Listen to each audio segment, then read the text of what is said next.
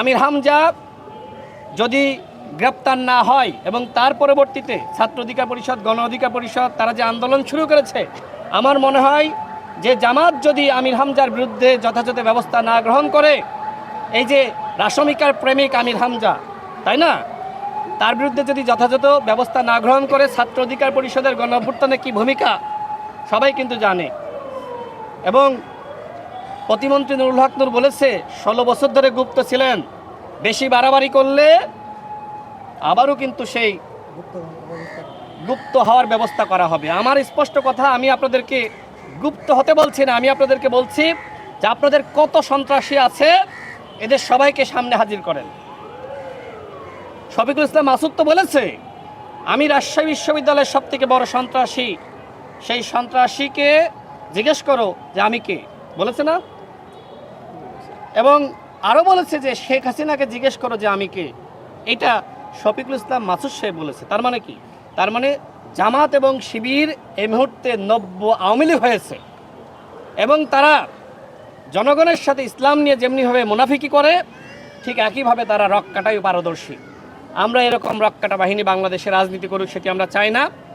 আমরা আওয়ামী লীগের সময় জামাত এবং শিবিরের উপর যে ধরনের জুলুম হয়েছিল তার প্রতিবাদ জানিয়েছি, ঠিক একইভাবে তারা এখন যে জালিম হয়েছে, আমি তাদেরকে আহ্বান করব, এই জালিমগিরি যদি বাংলাদেশে করেন, বাংলাদেশে জামাত এবং শিবিরকে রাজনীতি করতে জনগণ দিবে না। সুতরাং যে ধরনের ঘটনা কুষ্টিয়ায় ঘটেছে, এই ঘটনার বিচার হতে হবে। আমির হামজাকে অবশ্যই গ্রেপ্তার করতে হবে। আমি প্রশাসনের কাছে আহ্বান জানাবো যে সে এমপি এবং সে বলেছে যে সে ওই এলাকার প্রধানমন্ত্রী, সে ওই এলাকার সরকার। কুষ্টিয়া কারোর বাপের সম্পদ নয়, বাপের এলাকা নয়। কুষ্টিয়া জনগণের এবং বাংলাদেশের একমাত্র প্রধানমন্ত্রী জনাব তারেক রহমান, জনগণের ভোটে তিনি নির্বাচিত হয়েছেন, সেই জায়গায় তিনি একটি এলাকার মাফিয়া, এই দাবি তিনি করছেন। আমির হামজা নাকি কুষ্টিয়ার মাফিয়া। বহুত মাফিয়াকে আমরা বিদায় করেছি। শেখ হাসিনা বাংলাদেশের মাফিয়া হয়েছিল, বিদায় করেছি। জামাত এবং শিবির যদি মাফিয়া হতে চায়, জনগণ তাদেরকেও বিদায় করবে।